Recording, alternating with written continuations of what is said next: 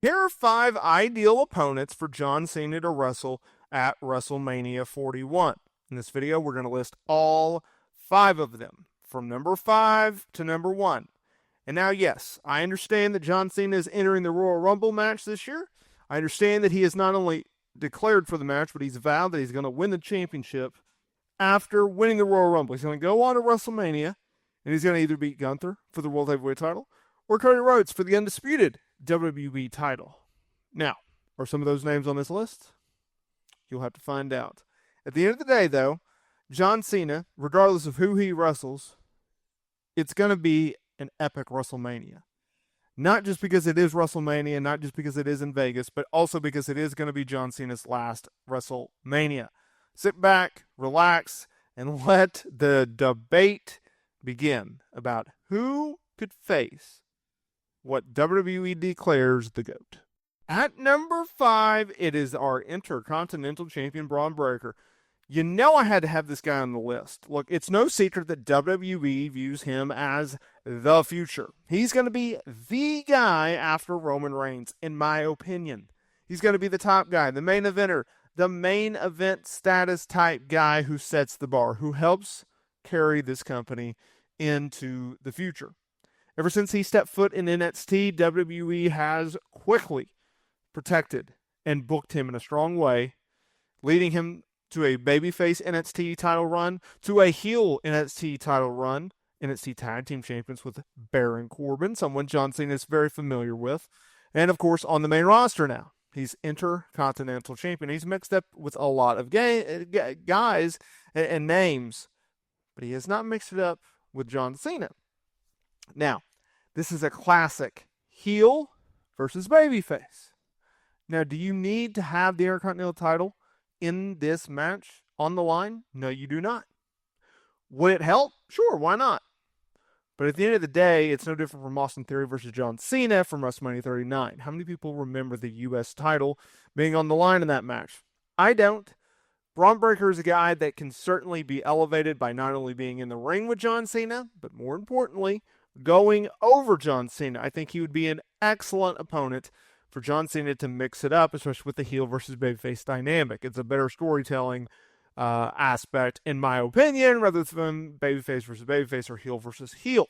Regardless, Braun Breaker having his resume read, I beat John Cena at WrestleMania 41, that would certainly be something to achieve, something to strive after. And I think it's something that WWE would at least entertain the idea and possibility. Number 4, in my opinion, the best heel in the game right now, Drew McIntyre. This guy has done wonders for this company since returning in 2018 when he went to NXT, and then later on the main roster.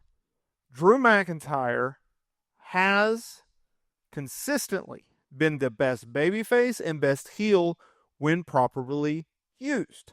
That was on display in 2014, whether that was going after Seth Rollins' World Heavyweight title, winning it only to be screwed over at WrestleMania 40, or going into his epic feud with CM Punk throughout 2024. Whether it's a television character or his social media presence and quick gab with his tweets, Drew McIntyre is hands down the best heel in the business. Now, have we seen Drew McIntyre and John Cena in the past? Sure. Have we seen Drew? At number 3, arguably John Cena's best rival, Randy Orton. Now look, these guys have mixed it up more times than any of us can ever remember, whether that be at house shows, television, or premium live events. World Championships, singles matches, tag team matches, Royal Rumbles. You name it, John Cena, Randy Orton, they've worked it. For whatever reason, and I get it, Vince McMahon had a fixation on booking Randy Orton versus John Cena back in the day. They were both 2 top stars on Monday Night Raw, one a heel, one a babyface. The dynamic just worked. And when in the ring, while yes, they do have a little bit of a plotting style, they can pick up the pace when needed. And when needed, they can put on a pretty good match. Now, look at this current situation. 2 guys who are clearly in the final 9 of their careers, right? Randy Orton, he is fortunate just to be wrestling today due to a severe back injury. John Cena, he's on his way out clearly. However, you can build on that history. You can build on two veterans. You can build on the fact that Randy Orton, if turned heel, I think you'd have to turn him heel, but he could work as a babyface if you wanted to against John Cena.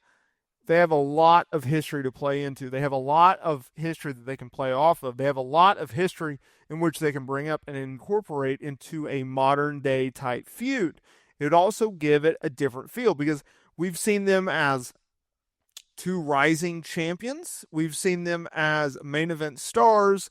We've never seen a Randy Orton versus John Cena, veteran versus veteran, who can outsmart who type match, type program. And you could also build on, John Cena is declared the GOAT. Randy Orton thinks he's the real GOAT. There's some stuff you can go around there. Number 2, let's get to the most obvious, Gunther, our World Heavyweight Champion. Now, with John Cena going into the Royal Rumble and declaring that he would go and try to win number 17 of a World Championship, well, there's only 2 other options. I wonder who number 1's going to be. Now, Gunther is a guy that holds the current World Heavyweight Championship and which has held it down on Monday Night Raw. Whether it's the Intercontinental Champion, a reign that lasted over 600 days, or his reign as a World Heavyweight Champion that started at SummerSlam. Gunther, currently a babyface, is doing really good character work right now. We all know that he's a great wrestler, which would certainly help elevate his match with John Cena. If you need a younger guy who can simply help carry the match, and I actually saw that John Cena's father, John Cena Sr., he did an interview with, I believe it was Bill Apter, and he talked about how he feels like a Gunther versus John Cena match would actually be a better fit because he feels like the styles mesh better. And I would agree. Gunther, he's going to beat John Cena down, and he's going to beat him down, and he's going to beat him down, and then John Cena's going to make his fiery comeback, and right? It's very similar to John Cena versus Brock Lesnar. So, why not? Why not have that slow, plodding, beat-down type style, and then John Cena can hit the 5 moves of doom to rally, to fire back, to make his big comeback, and maybe, just maybe, get one over on old Gunther, on old Ring General. How about that? That'd be interesting. I'd be curious. Look, if it doesn't happen at WrestleMania, I think most people would agree. Definitely needs to happen sometime in 2025. Number 1, you guessed it, Cody Rhodes. Now, look, I understand there's been multiple reports that has been pitched. Cody Rhodes defending the undisputed WWE Championship against John Cena at WrestleMania 41. I understand that John Cena is currently a minus 200 favorite to win the Royal Rumble. I get all that, and I know it's very, very simplistic. I know it's pretty straightforward. It's very obvious, but I think this is still their best candidate. However, here's the caveat. Here's the thing that no one's talking about. Don't have John Cena beat Cody Rhodes and win the undisputed WWE Championship. So just skip that part. You can have John Cena win the Royal Rumble. You can have him face Cody Rhodes at WrestleMania. Don't have him beat Captain America. Don't let him beat the American Nightmare at WrestleMania 41 for the WWE Championship. It's unnecessary. It's uncalled for. Ain't nobody need to see it. Cody Rhodes is your top guy. He's your top baby face. Let him get endorsed by John Cena, not dethroned by John Cena.